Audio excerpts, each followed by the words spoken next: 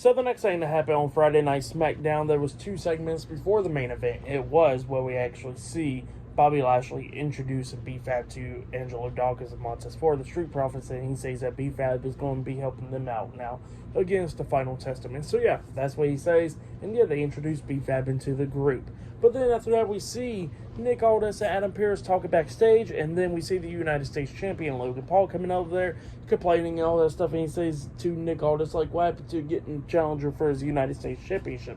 And, Nick Aldis says that, well, you got a qualifying match next week and all that stuff. And he goes like, why are you making me compete on free TV in front of people? He says that he's must-see and all that stuff, and he should be live at special events like The Rock. Like, he should be live whenever special events comes around because he makes revenue and all that stuff. But then he says, well, alright, whatever. Who's his opponent next week? And then they say it was The Miz, and Logan Paul's not happy about that. He goes like, The Miz? Really? Okay. And then he walks off.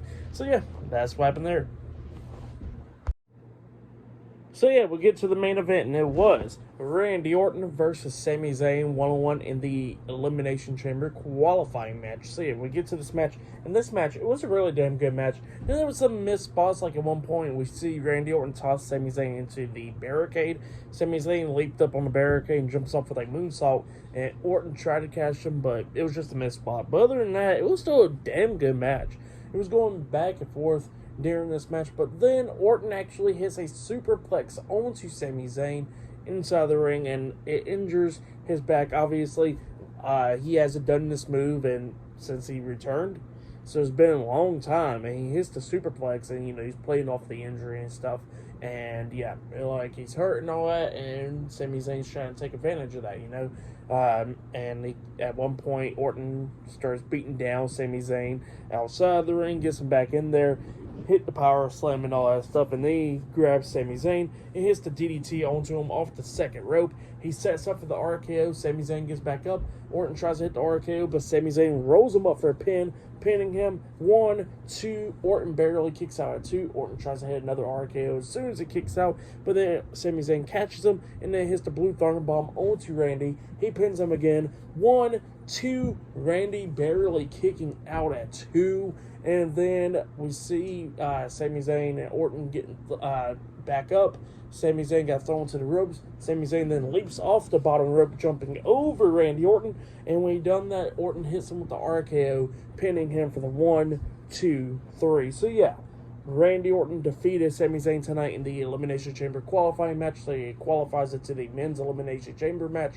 And he's in there with Drew McIntyre. Orton was posing and stuff, celebrating after the win. He gets off the turnbuckles, turns around, and Drew McIntyre's in the ring, and him and Drew McIntyre goes face to face, and that was it. So yeah, SmackDown goes off the air.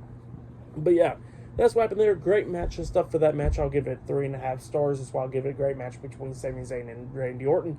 For match of the night, I gotta say it was DIY versus Pete Dunne and Tyler Bate. That match was great, so I'll say that was match of the night right there. And yeah, pretty good episode of SmackDown for tonight's episode, Friday Night SmackDown. I'll give it 8 stars. That's why I'll give it. It was a good episode, so yeah, that's why I'll give tonight's episode. But yeah, this has been my Friday Night SmackDown reviews. Like, subscribe to TNW Wrestling on YouTube, subscribe to my other channel, Word of Chris, and subscribe to this channel, Chris Potatoes, and follow me on Twitter, Instagram, and both of my TikToks. It'll be down there in the description box, and I'll see you guys later for tomorrow night's AEW Collision reviews. See you guys later. Until then.